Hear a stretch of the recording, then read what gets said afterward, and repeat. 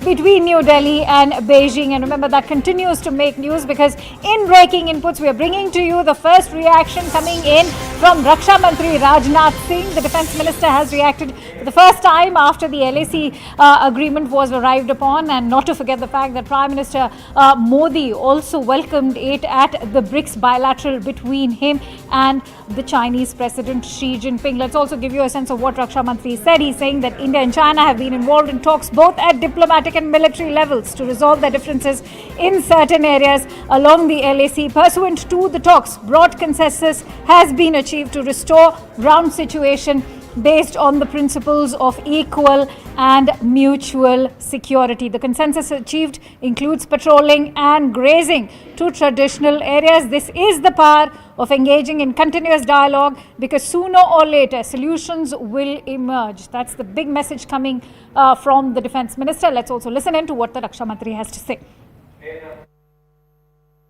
A recent significant development that underscores the importance of defence dialogues on the global stage. India and China have been involved in talks both at diplomatic and military levels to resolve their differences in certain areas along the LAC. Pursuant to the talks, broad consensus has been achieved to restore ground situation based on the principles of equal and mutual security. The consensus achieved includes patrolling and grazing to traditional areas. This is the power of engaging in continuous dialogue, because sooner or later solutions will emerge. And I think there is no better place to highlight this power of dialogue than this platform of Chanakya Defence Dialogue. Friends, the topic on which I have been asked to speak today is India's vision for development and security. I consider this is a challenge as well as an opportunity. It is a challenge because the subject is broad and multifaceted, touching on historical, economic and strategic dimensions that are difficult to fully summarize in a single discussion. Yet, it is also an opportunity to engage in a meaningful dialogue with esteemed experts and thinkers like you, and especially so with the participation of our friends from various foreign countries. I am pleased that you have named this defense dialogue after Acharya Chanakya. Whenever we discuss the economy and the security, Acharya Chanakya stands before us as one of India's greatest thinkers. We all know about his book, Arthashastra, which, although written on political systems. All right, a very significant message coming from the Raksha Mantri over there. Let's quickly go across to Akash, who's bringing us those breaking inputs. Akash, I think what Rajnath Singh is, of course, saying is underscoring the point that was also earlier made during the day by India's External Affairs Minister, Dr. S. Jaishankar, at the BRICS Summit. And, of course, he's highlighted the role of diplomacy. But today, hearing those words from the Raksha Mantri also goes on to underscore the importance of military-level engagement in that LAC agreement. Right, Akanksha. In fact, it is the reiteration of what Minister, S. Jaishankar said, because we know for a fact that, India and China were involved in the dialogue, both on diplomatic level and on military level. In fact, when we are talking today, so on a daily basis, local commanders are meeting and are somewhere discussing the aspects of the ground implementation of the kind of agreement that has been achieved.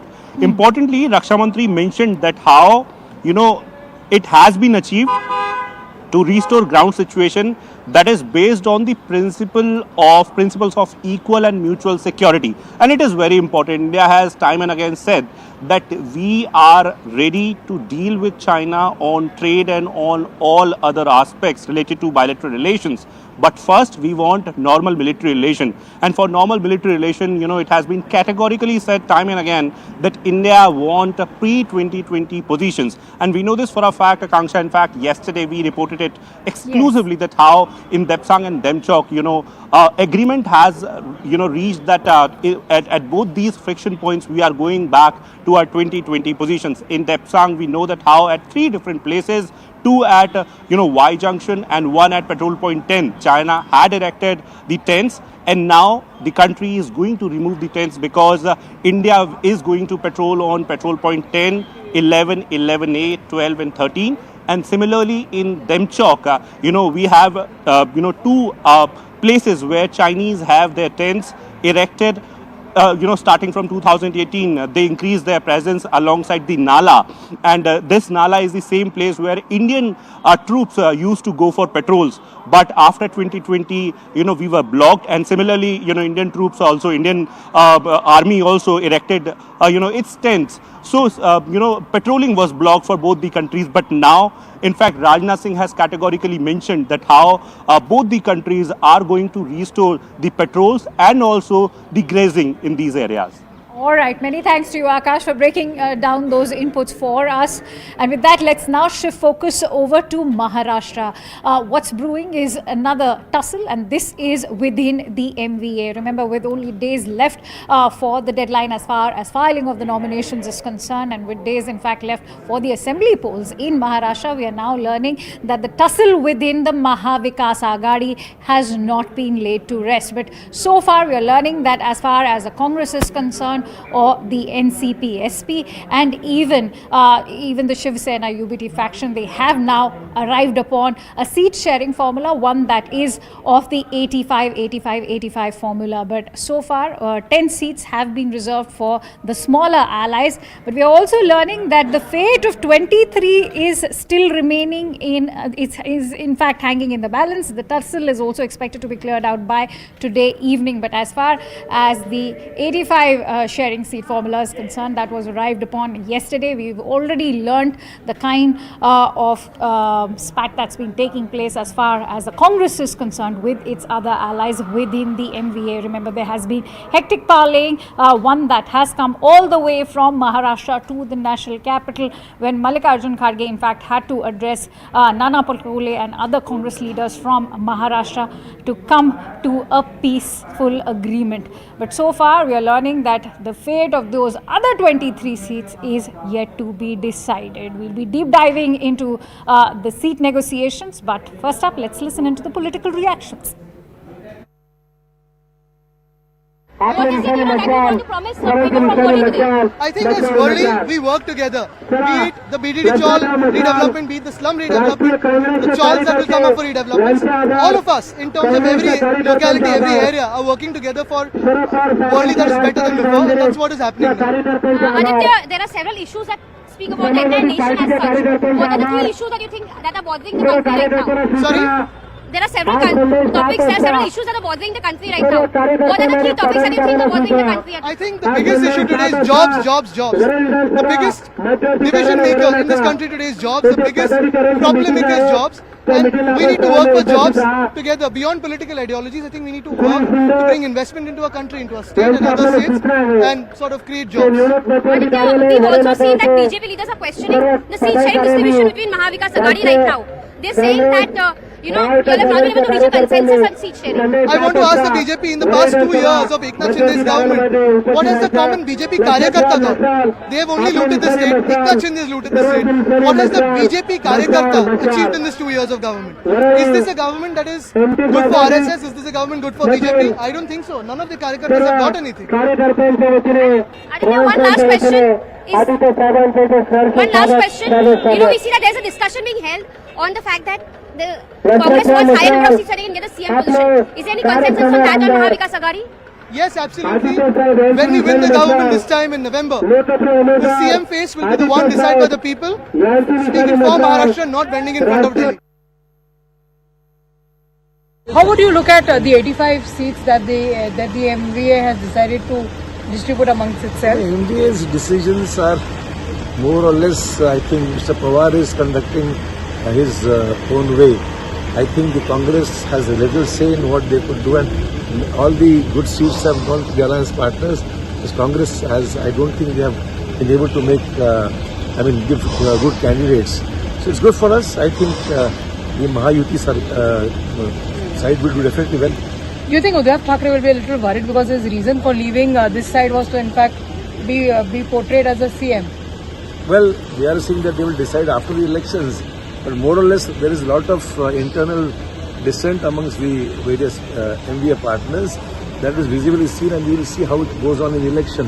I think they will work against each other's interests, is what I am observing already. Final question to you, sir. You have a crucial meeting here in the national capital with Amit Shah and the alliance partners.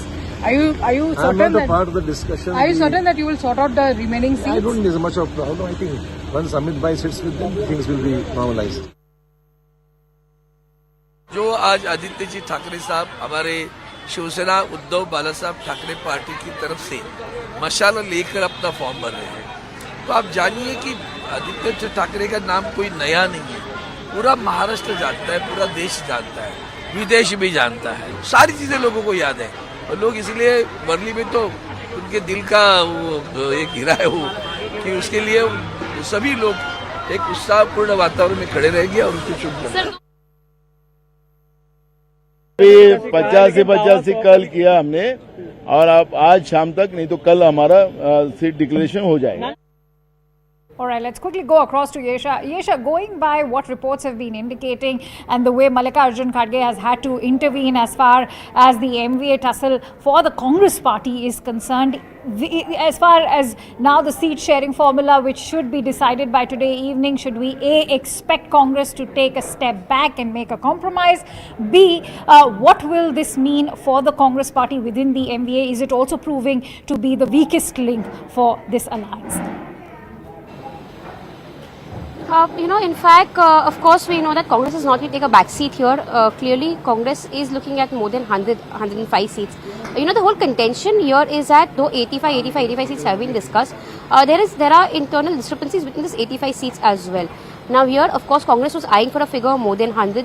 When you speak of the Uddhav Balasaheb Thackeray faction, they were looking at a figure around 80-90, which they would be which they will clearly get. But when it comes to Sharad Pawar faction was supposed to get in seats lesser than 85. So here, whether those seats are something that Sharad Pawar faction would give it to Congress to pacify them is something that still remains to be seen.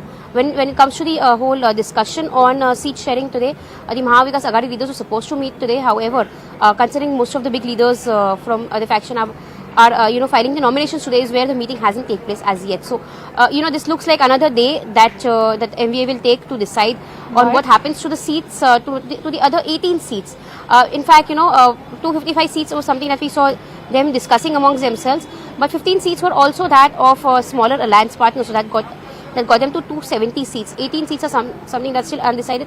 Particularly, that also includes some seats of Mumbai, some seats of Vidarbha. All of these are the seats that they yet have to decide on. Yes. Absolutely. And do you think that the BJP is also gaining an edge out of this internal tussle within the MVA? We've heard voices coming from the BJP, which are, of course, attacking this entire alliance. But in their defense, the MVA has been asking the question, will Mahayuti talk about what they have to go through when they are discussing their own seat sharing arrangement? So, yes, when it comes to the whole seat sharing arrangement between MVA, of course, we see that BJP is questioning the stance, particularly because while we see nominations are being filed for elections, 29th is the last day to file nomination, wherein, there are some seats that are undecided when it comes to the Mahayuti as well. There are parallel rounds of discussion that are taking place in Delhi, when we see the Chief Minister in Delhi, also Deputy Chief Minister, both of them are in Delhi. We're hoping that some of the seats which are undecided in Mahayuti would also come to a consensus today, because what we hear from our sources is that CM Eknath Shinde will be leaving from Delhi today. In fact, he was supposed to file in his nominations today, but that has also been pushed to 28th, when most of the high-profile big leaders from the state will be filing their nomination on 28th. So yes, some seats, particularly, this is something we've seen as a trend over the last couple of months in Maharashtra, ever since we're seeing alliance, triple Aghadi alliance kind of a system in Maharashtra. This happened during Lok Sabha elections as well, where there were some seats which remained the bone of contention until the last, and that seems to be the case even now again for the Vidhan Sabha elections as well. Yes. All right, Yesha, thank you so much for bringing in all those inputs. On that note, let's also listen in to all the political reactions that have come in, because remember, the MVA is fast approaching that deadline. Will they be able to arrive upon that much awaited seat sharing arrangement is the moot question. Listen in to all those political voices. 270 जागांवरती आमची पूर्ण सहमती झाली आहे. त्यांची आता आम्ही यादीही बनवलेली आहे. उरलेल्या जागा ज्या आहेत ते आमचे जे मित्र पक्ष आहेत त्यांची मी नावं घेतली. त्यांच्याशी आमची उद्या सकाळपासून चर्चा सुरू होईल आणि अशा तऱ्हेनं 288 जागा या महाविकास आघाडी पूर्ण ताकदीनं लढून महाराष्ट्रात सत्तेवर येईल. आज आपल्यासाठी ही एवढीच बातमी आहे. पूरा शीट शेयरिंग का प्रॉब्लम अभी सॉल्व हो चुका है और हम लोग संख्या के बल पे चुनाव नहीं लड़ने जा रहे, तो हम लोग मेरिट पे. महाराष्ट्र में सत्ता परिवर्तन करना है तो इसमें सीट शेयर कितना किसने लड़ा ये मायना नहीं रखता है. मायना ये रखता है कि कौन जीतेगा. तो हमारा पूरा आज हम सीट शेयरिंग के बाद में हमें पूरा कॉन्फिडेंस है कि हम 200 के पार जाएंगे और निश्चित रूप से ये महाभ्रष्ट महाचोर युति जो है पूरे महाराष्ट्र को बर्बाद कर चुकी है, इनको सत्ता से हकालने का काम हम लोग जरूर करेंगे, जनता करेगी. जब एक समय पे वो हमारे गठबंधन में रहते थे तो मातोश्री से टिकटें डिसाइड होकर जाती थी और कितनी सीटों पे लड़ते थे.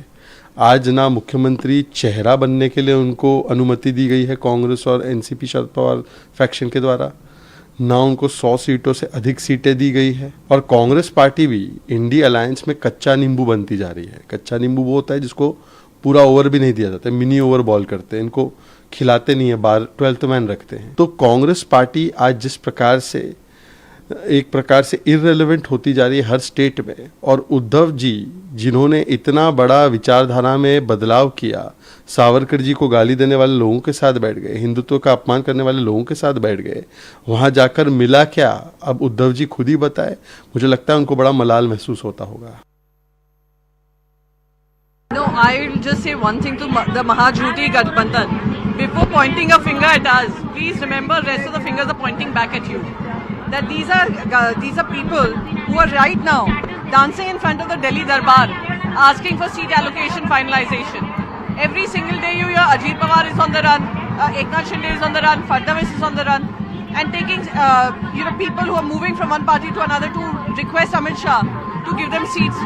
Today Maharashtra and Maharashtra's interests are being run by Delhi, and that is why we see industries going out of the state. We see joblessness.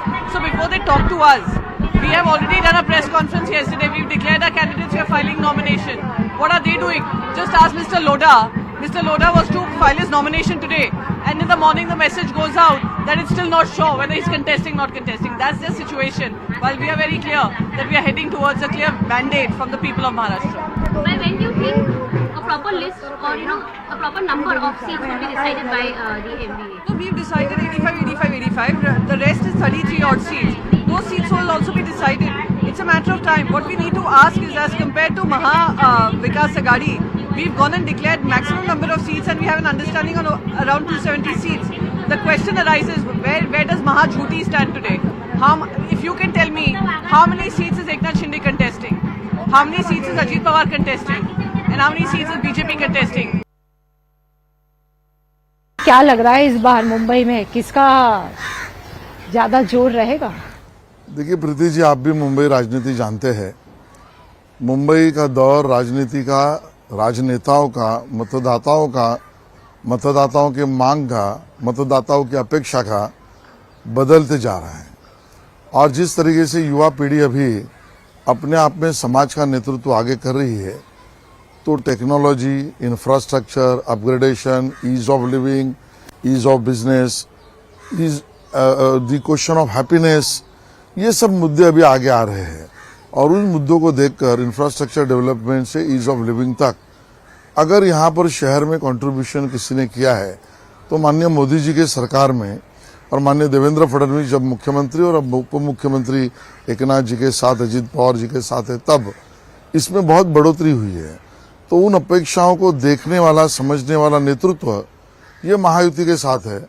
और उसको पूरा होते हुए देख अभी मतदाताओं का रुझान ये माननीय मोदी जी की तरफ और महायुति की तरफ है.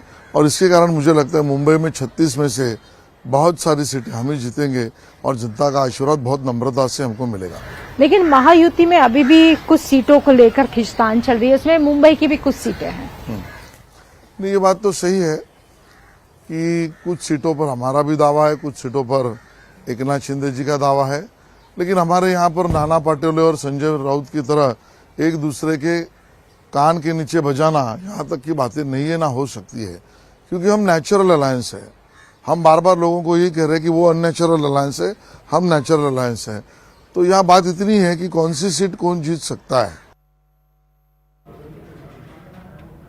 All right, with that, let's now shift focus over to Wayanad. Remember, Wayanad is headed into by-polls, and yesterday we saw Priyanka Gandhi Vadra, in fact, file her nomination, and this is going to be indeed significant because it will mark her electoral debut. Having said that, she's already stoking a row. Why so? Because of her by-poll election affidavit. And now the BJP is accusing her husband, Robert Vadra, and of course Priyanka Gandhi Vadra, of tax theft. Why so? Because in fact, Priyanka Gandhi has declared her assets worth 78 crore rupees, in which she claims that her own assets are worth 12 crores and her husband Robert Vadra's assets are worth up to 65 crore rupees. The BJP has now trained their guns at Priyanka Gandhi and her husband, accusing them of tax theft. They're saying that there are liabilities pending and that both of them have not paid their taxes, which in fact amount to 80 crore rupees, especially if you look at the taxation of the last 10 years. We bring you some political reactions. ऐसा मैंने कहा, ये हलफनामा, ये affidavit कबूलनामा है जो भ्रष्टाचार, नकली गांधी परिवार और उनके जीजाजी रॉबर्ट वाड्रा करते आए हैं। सबसे पहले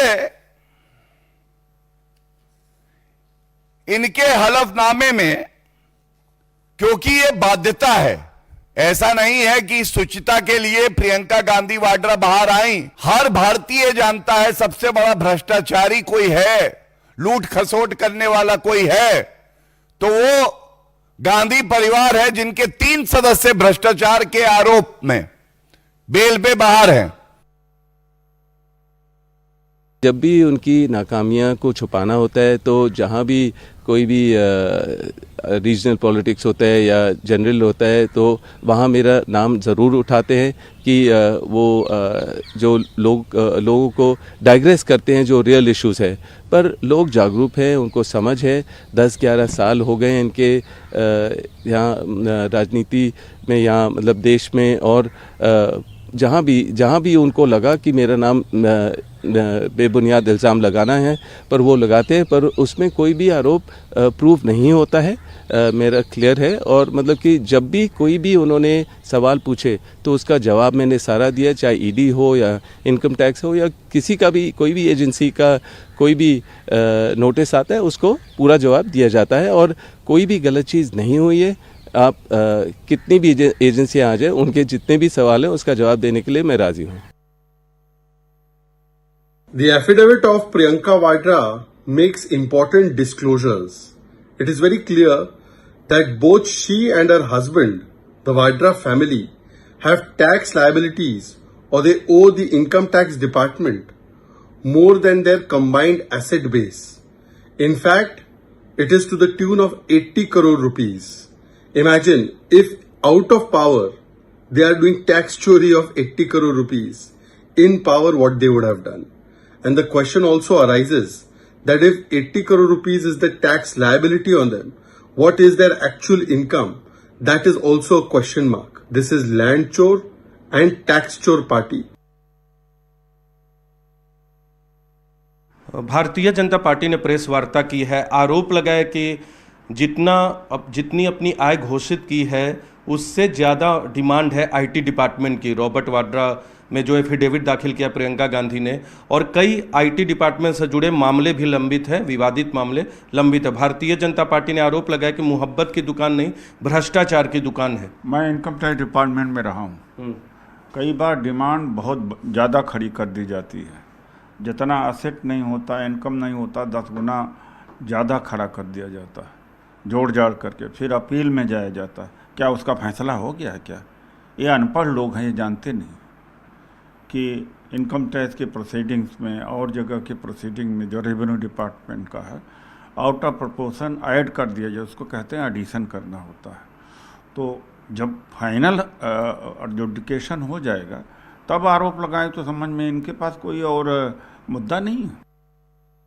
Right, let's try to get an understanding in terms of what are these details, and for that let's quickly go across to Pallavi Ghosh, who's joining us with more inputs on that news story. Pallavi, first of all, now that the BJP is attacking the Vadras with regards to the pending taxes worth 80 crore rupees, that too from the period of 2010 up till 2021, the big question is, what are these discrepancies that they are talking about?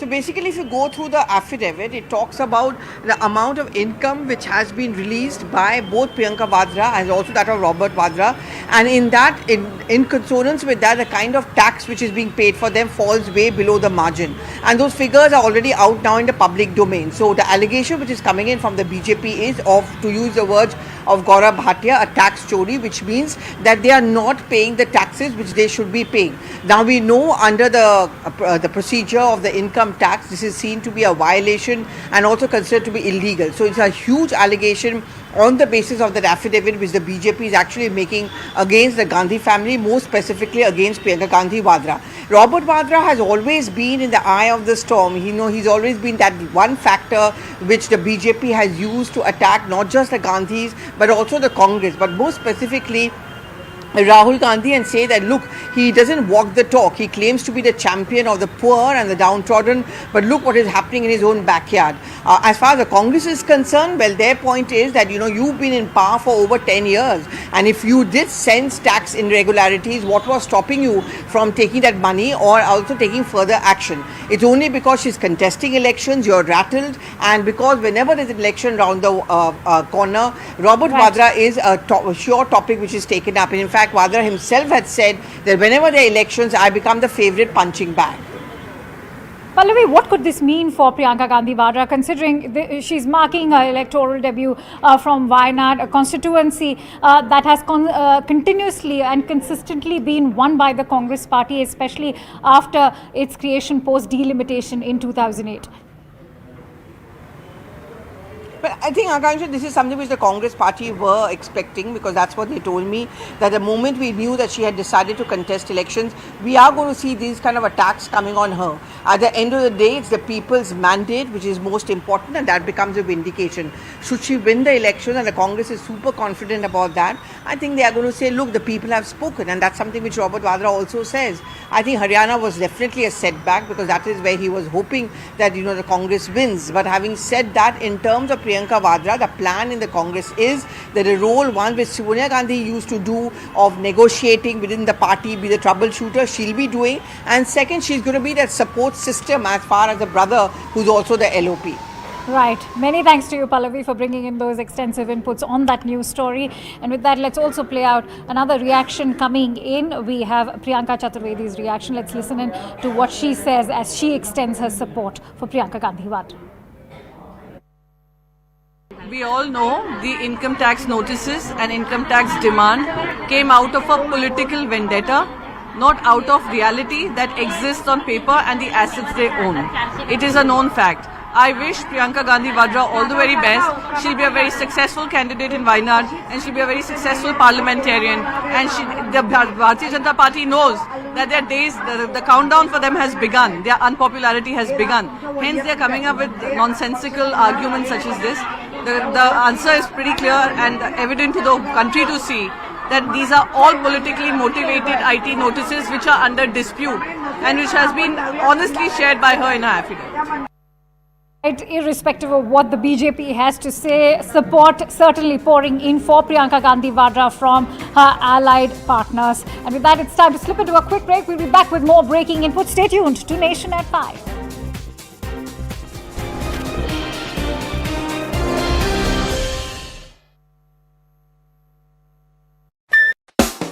Prime Minister Narendra Modi met with Xi Jinping, the President of the People's Republic of China, on the sidelines of the 16th BRICS Summit at Kazan on 23rd October. This is the first bilateral meeting between the two leaders in the last 5 years. The Galwan clash had led to deterioration in relations between both sides and tensions at the LAC. This comes after India and China declared disengagement at all friction points at the LAC 2 days ago. But how was this achieved?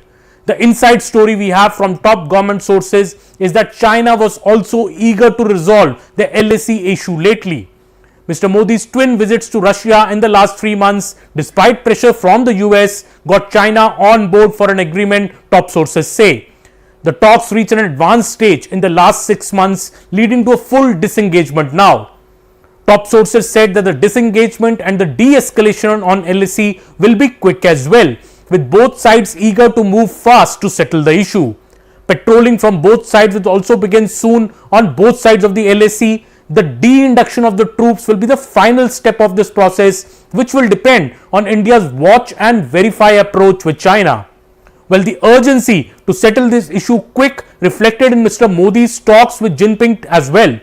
Mr. Modi welcomed the recent agreement for complete disengagement and the resolution of issues that arose in 2020 in the India-China border areas. PM Modi also underscored the importance of properly handling differences and disputes and not allowing them to disturb peace and tranquility.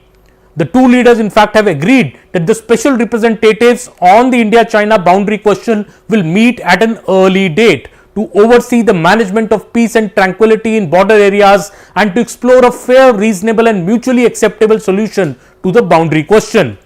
The early date being requested by both sides for these talks shows the urgency, as I said earlier, for a de-escalation on the LAC in a quickest possible time.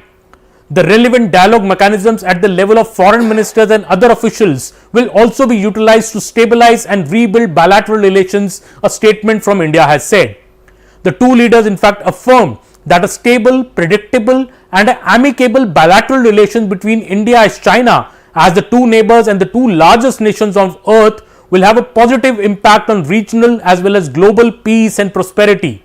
It will also contribute to a multipolar Asia and a multipolar world, the statement by India has significantly said.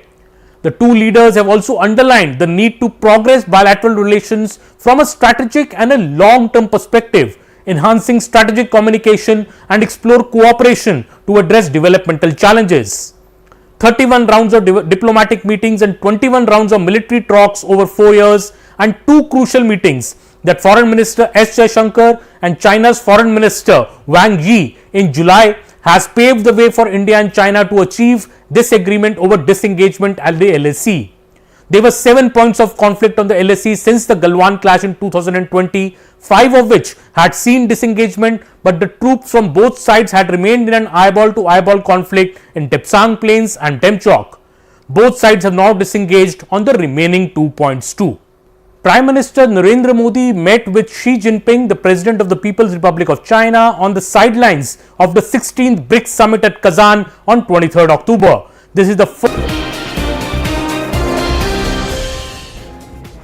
Welcome back. Now, 2 days after the building collapse in Bengaluru, in fact, the Lokayukta has now gone ahead with registering a suo motu case. Even the Lokayukta justice, in fact, visited the site where the building collapse took place. Questions are now being raised in terms of the kind of inaction, but so far we are learning that the BBMP is currently under scanner. The BBMP, of course, has gone ahead with firing the in fact, there's been a suspension that's taken place of the assistant executive engineer of the BBMP. The police in Karnataka has also made 3 arrests. Needless to say, this has led to another political controversy. As far as the BJP is concerned, the leader of opposition, R. Ashoka, has stared into the Congress party. They're saying that the Congress party continues to sleep like Kumbhakaran, whereas BJP MP Tejasvi Surya has also, in fact, attacked the Congress party. On that note, let's also listen in to the reactions, not to forget the fact that Karnataka Chief Minister Siddaramaiah also visited the site today. 6 ಜನ ಯಾರಿಗೆ ಗಾಯ ಆಗಿದೆ ಅವರೆಲ್ಲರೂ ಕೂಡ ಪ್ರಾಣಾಪಾಯದಿಂದ ಪಾರಾಗಿದ್ದಾರೆ. ಅವರಿಗೆ ಸಂಪೂರ್ಣ ಆಸ್ಪತ್ರೆ ಖರ್ಚನ್ನು ಸರ್ಕಾರನೇ ಭರಿಸ್ತದೆ. ಮತ್ತು 8 ಜನರು ಯಾರು ಸತ್ತಿದ್ದಾರೆ, ಸತ್ತಿರ್ತಕ್ಕಂಥವ್ರು ಎಲ್ಲರಿಗೂ ಕೂಡ 5 ಲಕ್ಷ ರೂಪಾಯಿ 2 ಲಕ್ಷ ರೂಪಾಯಿ ಲೇಬರ್ ಡಿಪಾರ್ಟ್ಮೆಂಟಿಂದ 3 ಲಕ್ಷ ರೂಪಾಯಿ, BBMPಯಿಂದ ಪ್ರತಿ ತಲಾ 5 ಲಕ್ಷ ರೂಪಾಯಿಗಳನ್ನು ಸರ್ಕಾರ ಕೊಡ್ತದೆ ಪರಿಹಾರವಾಗಿ.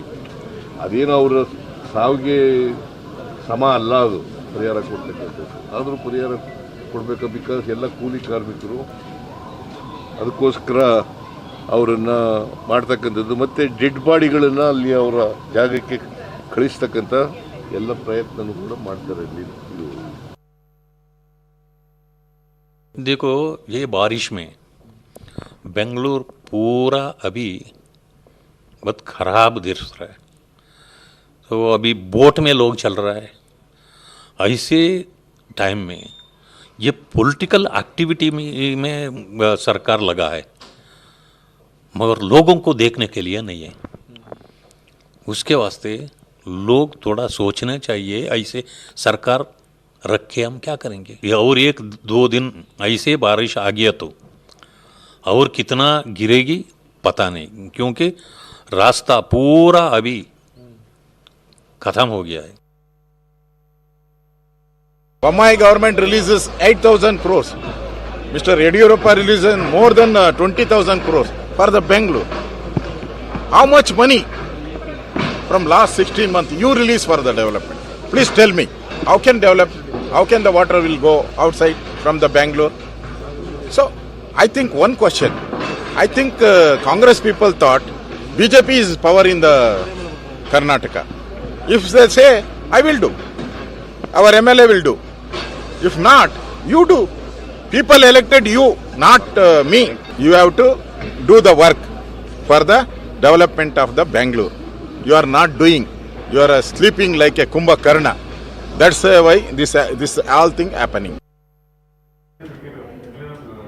All right, and with that, let's now shift focus over to the national capital. Remember, there's also another spat taking place between the BJP and the Aam Aadmi Party-led government, despite the Supreme Court, in fact, hauling up the centre and the states for rising air pollution. Remember, we are also learning that the AQI has reached 350 of the national capital, which is the highest in 4 years. Not to forget the fact that 4 areas of Delhi have also reached this very severe category as far as the AQI is concerned. Soon after, we've seen the kind of verbal spat that's taken place with Delhi Chief Minister Atishi taking pot shots at the BJP. She's in fact blamed the BJP governments of Haryana and Uttar Pradesh being responsible for this air pollution. At the same time, Governor Saxena has also written a letter to the Chief Minister requesting her to work along with all ministers and policymakers and come with a solution to resolve the problem of rising air pollution in the national capital. Let's listen in to the reactions. Delhi के लोगों को भी ये बताना चाहती हूँ कि चाहे कितनी भी गंदी राजनीति भारतीय जनता पार्टी करे, आम आदमी पार्टी की सरकार अरविंद केजरीवाल जी के मार्गदर्शन में इनकी गंदी राजनीति, इनके द्वारा बनाई गई समस्याओं का समाधान निकालेगी. हम दिल्ली में हर संभव कदम उठा के, चाहे वो वाटर स्प्रे हो, चाहे स्मोक गन्स हो, हर संभव कदम उठा के हम दिल्ली का प्रदूषण कम कर रहे हैं. और सबको पता है कि मारने वाले से बचाने वाला ज्यादा बड़ा होता है. ये मैं भारतीय जनता पार्टी को भी बता दूं कि आप दिल्ली वालों को मारने की कोशिश कर रहे हैं. आम आदमी पार्टी और अरविंद केजरीवाल जी दिल्ली वालों को बचाने की कोशिश कर रहे हैं. इस साल भी अब तक जो स्टबल बनी हुई है उसमें 1581 केस, ये कल रात तक का फिगर है, 1581 केस पंजाब में हैं स्टबल बनी के. हरियाणा में कुल 665 हैं. परंतु क्योंकि उनको राजनीति करनी है और शायद उनको ध्यान नहीं आता कि जब ये हवा चलती है तो वह पंजाब से आगे जाती है, यूपी से वापस नहीं आती हवा. परंतु क्योंकि उनको राजनीति करनी है और राजनीति कर कर अपनी गलतियों से पला झाड़ना है. परंतु वह मूल बात नहीं बता रही कि दिल्ली के अंदर जो प्रदूषण मूल कारण है और जो सारा साल कारण है वह है व्हीकुलर पोल्यूशन, वह है वाहन के कारण से जो प्रदूषण होता है. All right, and with that, let's now shift focus over to the aviation sector. After a brief respite on Wednesday, remember, a large number of bomb threat hoax was again sent out to some of the major air carriers today, and close to 80 hoax calls have been made. In fact, what's interesting is that these threats are coming from the same X account. Remember, we have also learned that the aviation ministry is in close touch with the Home Ministry and the Law Ministry as well, where they are now looking to address this issue. But so far, the moot question remains, why isn't the law enforcement able to catch up with all those who are making these bomb threats and those hoax calls? And with that, in fact, let's quickly cut across to the former envoy of Canada. Let's listen into what he has to say with regards to the ongoing diplomatic row between India and Pakistan. 59 minute रात्रि अक्टूबर 19। और अगर आप ना जाते तो शायद आप arrest भी हो सकते थे। अगर मैं नहीं जाता तो मेरी डिप्लोमेटिक कम्युनिटी ख़त्म हो जाती और मैं उनका जो इन्वेस्टिगेटिव प्रोसेस है उसमें मुझको जबरन शामिल किया जाता। आपने 36 साल के अपने डिप्लोमेटिक करियर में आप जापान के एम्बेसडर रहे हैं, सूडान के एम्बेसडर रहे हैं, कौंसल जनरल रहे हैं, कई जगह पे आप कनाडा के एम्बेसडर, हाई कमिश्नर, आपने बहुत सारे अप्स एंड डाउन्स देखे होंगे। Do you think this is, where would you rank this? Is it like the worst experience you have ever had? This is the pits and this is the most unprofessional approach to a bilateral relation. If they really believe that it is a large relationship for them as well, there are other diplomatic tools available in the hands of a diplomat, and those tools could have been used in order to see things falling in place as they had wished. This is not the kind of behavior or an experience that you would expect from a thriving democracy. Absolutely not. And all this is because of the Khalistan problem. Can you just tell us a little bit about the genesis of the Khalistan problem in Canada, basically? How did Canada become a hotbed of this movement? See, Canada had been a place where migration from India took place from early 20th century, so 1900s, early 1900s. And in fact, first when the first ship arrived there, a Japanese ship which had Indians at that time. We were still a colony of Britain. So when they arrived, the Canadians did not allow them to berth. And many Indians on that ship perished without food. So a lot of atrocities are there in the history on people of Indian origin. And after a lot of persuasion, but also due to fear of a backlash globally, the ship was allowed to dock in Vancouver. Then they got down. So that was the first larger wave of our brothers and sisters going from here to Canada. A number of them were in the Sikh community. They were absolutely patriotic Indians. They kept the Indian flag flying high. They could not get their voting rights till 1940s. Though they were staying in Canada, they were citizens of Canada, but they didn't have the voting rights. They fought for it, they got the voting rights. Then moving forward, many of pro-Khalistan elements, including extremists and terrorists, they found refuge in Canada. And now I'm talking about 1980s. So they found refuge in Canada due to lenient Canadian legal system.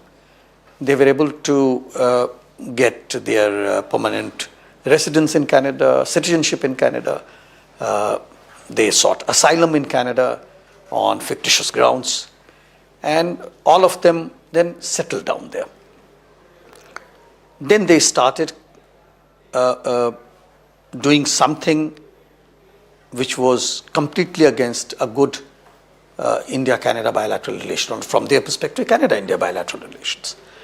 And the first such example that we see was bombing of Air India flight Kanishka. When that happened, we had been tracking some of these conversations which were going on, and the Canadian RCMP, which is federal police as well as investigating agency, they were kept fed that look, these are the conversation and threads that we are picking, and there is a possibility that they will harm Air India flight. But it was not taken so seriously, and that resulted into unnecessary loss of so many lives, 329 on the aircraft.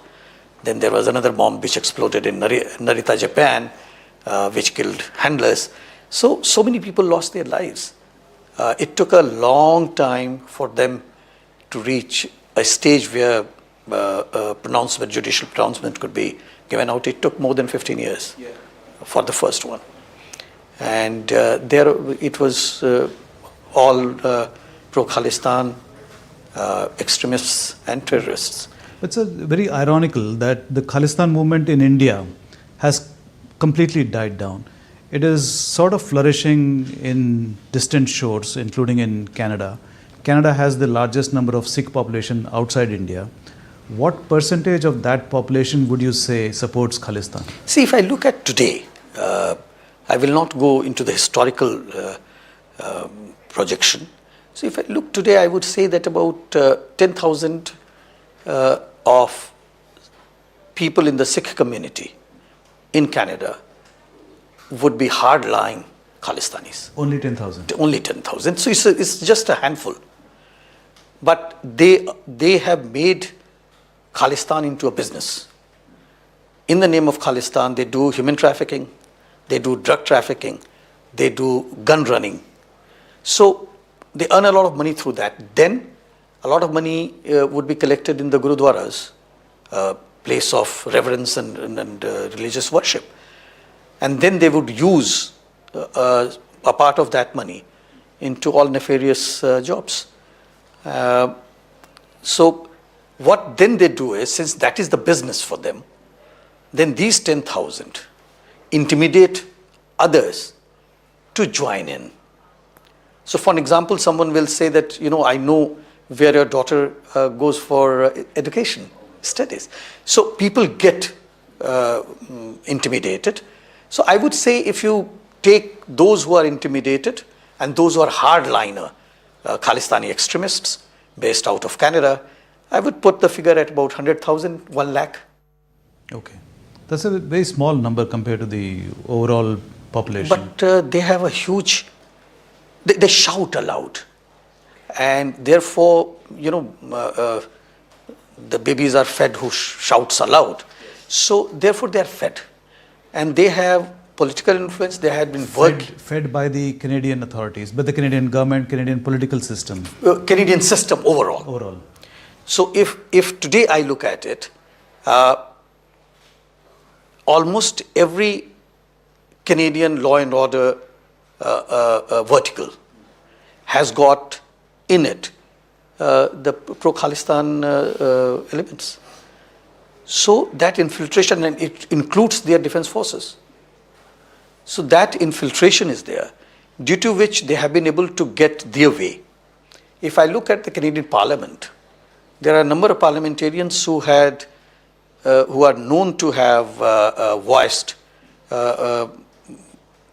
opinions on challenging the territorial integrity of India, sovereignty of India, on record. So as a fellow democracy, I would have thought that they will never talk of disintegration of India or further division of India. Territorial integrity is supreme.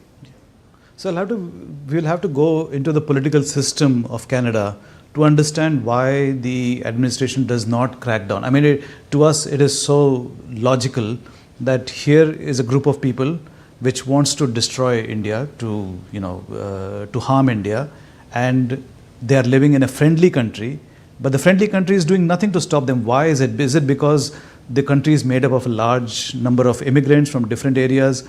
do they become political constituencies which support the system? Very much so. How I see Canadian foreign policy, and that's my analysis, I may be absolutely off the track, but it has got a lot of diasporic inputs. And these diaspora which are there in Canada, including diaspora from India, they are stakeholders in their foreign policy. Okay. And their inputs are taken as sacrosanct because they are voters as well. And in order to win elections, the political leaders do depend on them. So when you take inputs from a part of the diaspora, which in any case is anti-India, then what do you get? So your foreign policy becomes that much more colored from their views and opinions. So the one that shouts the loudest gets the attention. Gets the attention. And other members of the Indian community, other members of the Indian diaspora, they are there to earn a living. Yeah.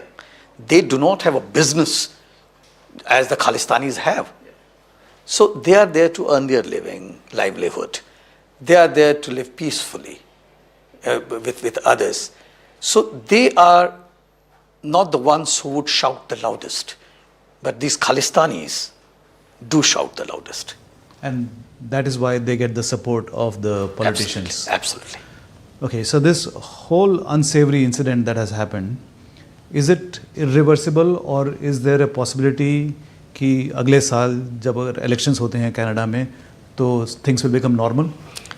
देखिए, ये जो होना था वो हो चुका है और एक भारतीय होने के नाते, केवल हाई कमिश्नर के नाते नहीं, भारतीय होने के नाते मैं तो यही चाहूँगा कि दोनों देशों के बीच का संबंध बेहतर हो, लेकिन वो बेहतर हो इस कारण से नहीं कि हम बेहतर करना चाहते हैं, बल्कि इस कारण से कि दोनों एक दूसरे की इज्जत करते हैं, दोनों एक दूसरे के सिस्टम को समझना चाहते हैं, दोनों एक दूसरे के जो कोर कंसर्न्स हैं उसको समझे। और हमारा कोर कंसर्न बहुत क्लियर है, कई बार बताया जा चुका है हमारे कैनेडियन मित्रों को कि हमारा कोर कंसर्न है वहाँ से एंटी इंडिया एलिमेंट्स, जो ये खालिस्तानी एक्सट्रीमिस्ट्स और टेररिस्ट्स वहाँ पर हैं, जो चैलेंज करते रहते हैं इंडिया की सॉवरेनिटी, टेरिटोरियल इंटीग्रिटी को, उन्हें किसी ढंग से उन्हें हैंडल करना पड़ेगा।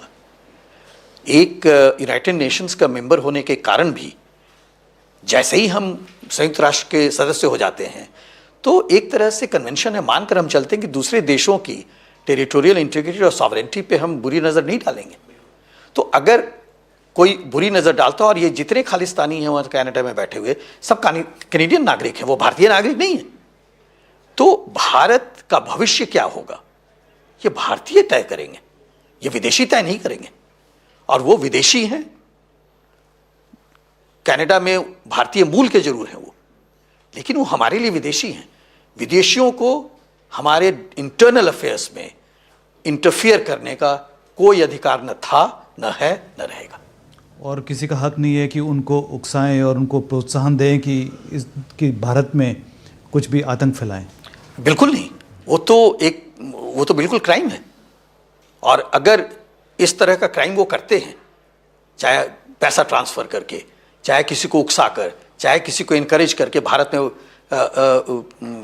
वायलेंस करने के लिए, तो फिर भारतीय लॉ जो है वो अपना काम करेगी फिर वहाँ पे। भारत ने तो यहाँ तक कहा है कि जो कनाडा के प्रधानमंत्री हैं वो आतंकवाद को प्रोत्साहन दे रहे हैं, तो इस हाल में जो नॉर्मलाइजेशन की जो बात हो रही है वो कैसे हो सकती है? हमने कोई एविडेंस उनको दिया है कि आप इस तरह से प्रोत्साहन कर रहे हैं आतंकवाद का? देखिए, प्रोत्साहन दोनों तरह से हो सकता है। एक एक्टिवली उनको कहा जाए कि तुम ऐसा करो, और दूसरा है कि तुम करते रहो, मैं चुप बैठूंगा। तो अगर जो क्रिमिनल्स हैं, जो टेररिस्ट हैं, जो एक्सट्रीमिस्ट हैं, उनके अगेंस्ट हम कोई एक्शन नहीं लेते हैं तो वह भी एक तरह का प्रोत्साहन ही है। तो वो प्रोत्साहन वहाँ पर काफ़ी देखा जाता है, चाहे वो डोमेस्टिक वोट बैंक के लिए हो या फिर कोई और राजनीतिक कारण के लिए हो। इस प्रोत्साहन के कारण वो एम्बोल्डन हुए हैं और वो लगातार भारत के जो इंटरेस्ट्स हैं उसको अटैक करते रहते हैं, उसको हार करने की कोशिश करते रहते हैं। Related question to this, Prime Minister Trudeau himself is not very popular right now in Canada and is facing a virtual revolt within his own Liberal Party. And there are some suggestions that he is turning up the heat on India so as to divert attention from his own shortcomings. How true is that? See, I'll not get into the domestic politics of Canada. That's not my job. I should not be doing that. The surveys that I have seen published in the media says that the popularity rating of Mr. Trudeau is going down. It is much below the main opposition party at the moment and its leader. So, and many of the media reports says, and this is not my opinion, that if the elections are held today, then he may find it very difficult to come back to the power. But these are just the surveys. And we know that opinion polls may hold good at times, may not hold good at some other times. But what happens to Canada will be decided by the Canadians during the election. So I will not go there. I will not like to comment on that. Let's assume that next year when the elections take place, the Canadians decide that Trudeau is not their leader and the Conservative Party comes to power. Now the Conservative Party itself is anti-immigration. It is not as liberal as the Liberal Party in terms of immigration. Wouldn't that have an impact on the relations for the Indian community there? Yes, they are Canadian citizens, but they are of Indian origin, and the anti-immigration stand of the Conservative Party might have an impact on them, and we should be concerned about that?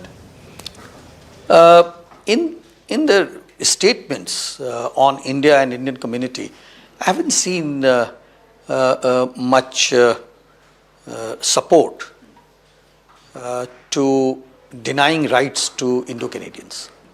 So I think policies do evolve over a period of time, do evolve out of necessities, do evolve out of the ecosystem that we live in.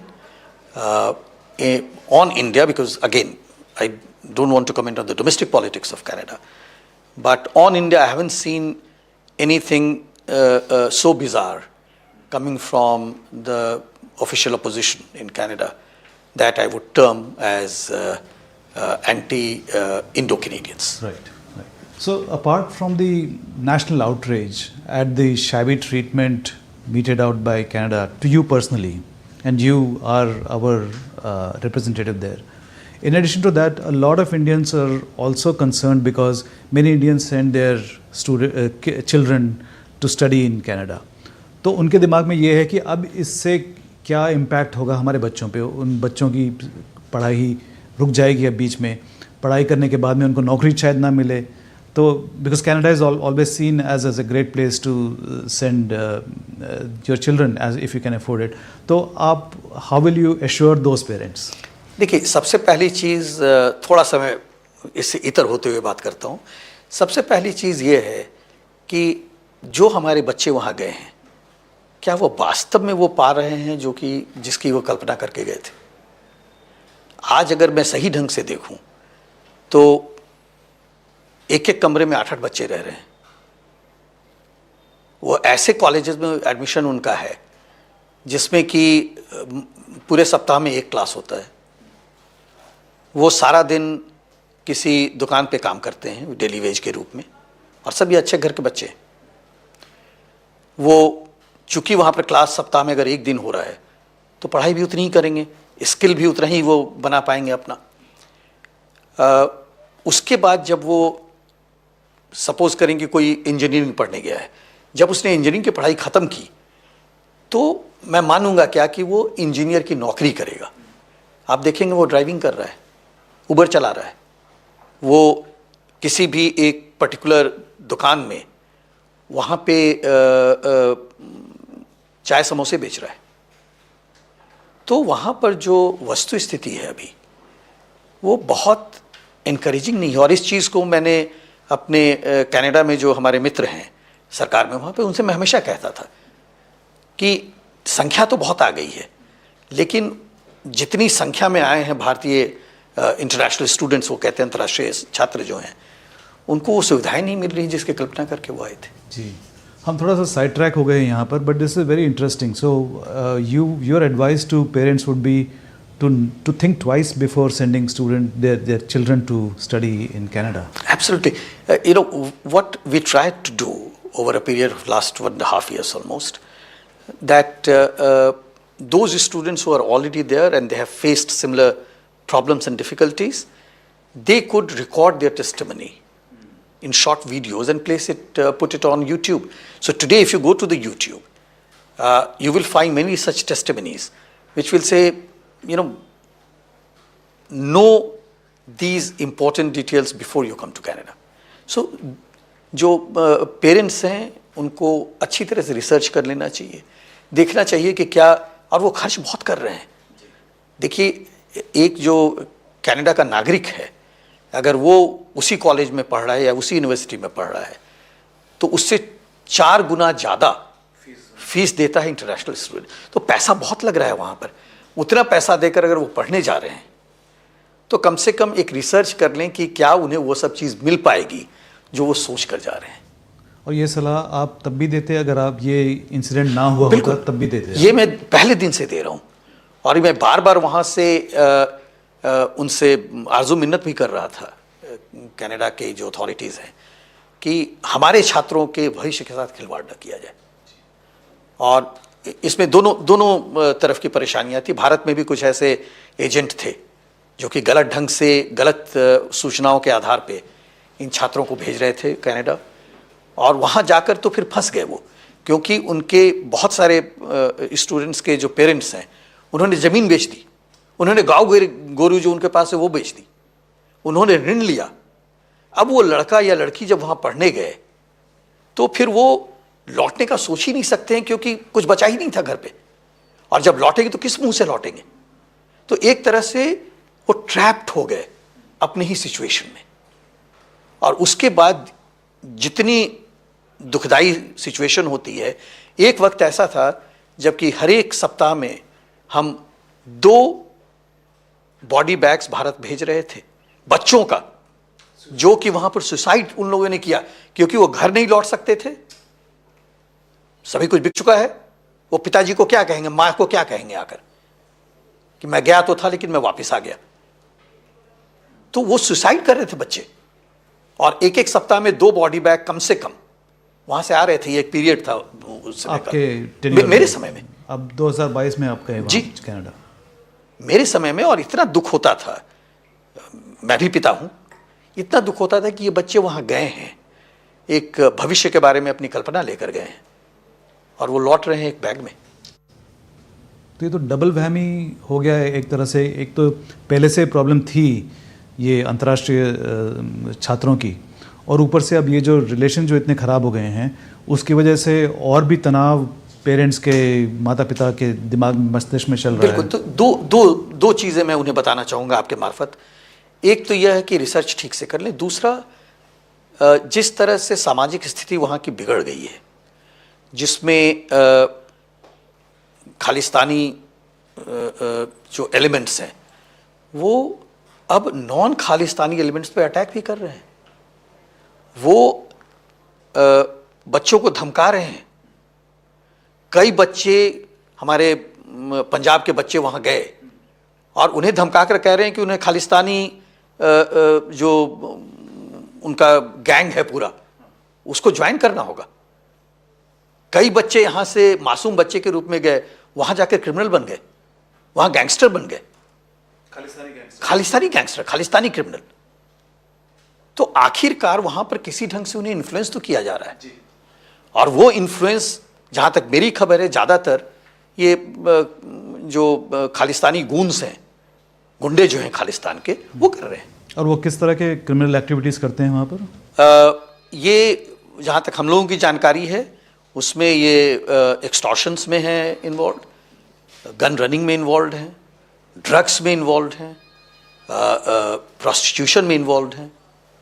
तो जितनी गंदी चीज़ें आप सोच सकते हैं किसी भी समाज के लिए, सभी चीज़ें में इन्वॉल्व हैं. तो एक तरह से लगता है कि जैसे पाकिस्तान को हम मानते थे कि खालिस्तान का बड़ा सपोर्टर, लेकिन यहाँ तो कनाडा एक ज़्यादा, उससे भी बड़ा सपोर्टर उभरता नज़र आ रहा है. कई बार क्या होता है साहब कि आप किसी देश के बारे में आप कल्पना करते हैं कि ये तो ऐसा करेगा ही. कनाडा के बारे में ऐसी कल्पना हमारे लिए नहीं थी. लगता था कि ये एक गणतंत्र है, लगता था ये एक जनतंत्र है. तो इसलिए ये हमारे साथ है, और हमारा दोस्त है, कॉमनवेल्थ में है. तो ये लगता था कि नहीं, इस तरह की बातें वहाँ पर नहीं होनी चाहिए. और किसी भी सरकार को समझना चाहिए, और खास करके कनाडा में जहां पर कि खुद उनके पास एक सेपरेटिस्ट मूवमेंट है, अभी भी एग्जिस्ट करता है क्वेबेक में। तो मुझे, हम लोगों को ये लगता था हमेशा कि नहीं ये तो समझेंगे, लेकिन शायद हम लोग गलत हो गए। Is there a conspiracy behind all this? Is something else that's going on bigger than what we can see or feel? It's all, I mean, in my analysis, most of the anti-India activities out of Canada is only for domestic political gains. Okay. There is no specific campaign to defame India as such? To defame India as such by Khalistanis, yes. But I won't blame entire Canada for that. Canadians are good friends. They are people are very objective people, very polite, very welcoming. So Canada as a country is a beautiful place to be. But I will not be able to say the same for the Khalistani terrorists and extremists out of Canada or their political backers. I've got some questions that go into the details of whatever has been happening. Now, India has sent 26 extradition requests to Canada, which include individuals like Goldie Brar and Arsh Sala. So, what is the status of that? According to the last information that I have, 5 of them had been resolved. 21 are still pending. And these are pending since decade. So I would say that there is an inaction rather than consultation. See, all the issues which get into the judicial system of a country sometimes need consultation because we follow 2 different judicial systems. But if there is no action for last 4 years, 5 years, 10 years, then I would only call it inaction. So when you say the 5 have been resolved or 4 have been resolved, what exactly does that mean? Are they in the process of being extradited? Yes. The 4? Yes. Can you give us the names of the 4? That will be difficult for me to. Okay. Yeah. You, before coming back to India, you gave an interview to the Canadian television, and you said that Canada had approached the High Commission for visas on October 8th for their intelligence team to visit India. But obviously, the time was very tight and you could not issue the visas at the time. Are those visas still being considered? So first of all, let me just go into the genesis so that I'm able to clarify the whole thing through you. So for any international meeting to take place, what are the key ingredients? 1, date and time. 2, place. 3, people to meet. 4th, agenda. So since the visit was expected from Canada, so therefore the date was supposed to be given by Canadians, which then would be vetted by the Indian side to see if it is convenient. Then with the date there is time, place of course in this case is India, wherever it is, but then it boils down to agenda. If the agenda talks of my extradition requests, I will have different pool of people to talk to you.